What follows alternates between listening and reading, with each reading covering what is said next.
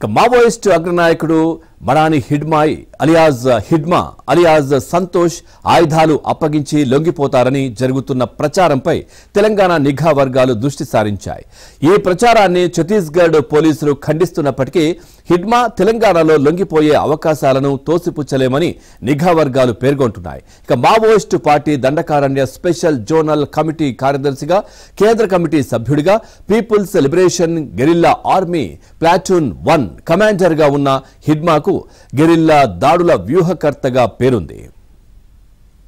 గతంలో హిడ్మా నాయకత్వంలోనే భద్రతా బలగాలపై అనేక దాడులు జరిగాయని పోలీసు వర్గాలు పేర్కొంటున్నాయి. ఛత్తీస్గఢ్లోని సుక్మా జిల్లా పూవర్తి గ్రామానికి చెందిన హిడ్మా మల్లా నిషాద్ వర్గాలకు చెందిన వందలాది మందిని మావోయిస్టు పార్టీలో చేర్పించారు.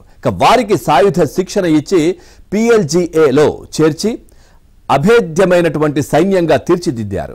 మోస్ట్ వాంటెడ్ జాబితాలో ఉన్న హిడ్మా చాలాసార్లు పోలీసులకు దొరికినట్టే దొరికి తప్పించుకున్నారు. అగ్రనేతలు సోను, ఆశన్నతో పాటు వందల మంది మావోయిస్టులు లొంగిపోయిన తర్వాత హిడ్మా లొంగుబాటు విషయంలో పెద్ద చర్చ జరుగుతోంది.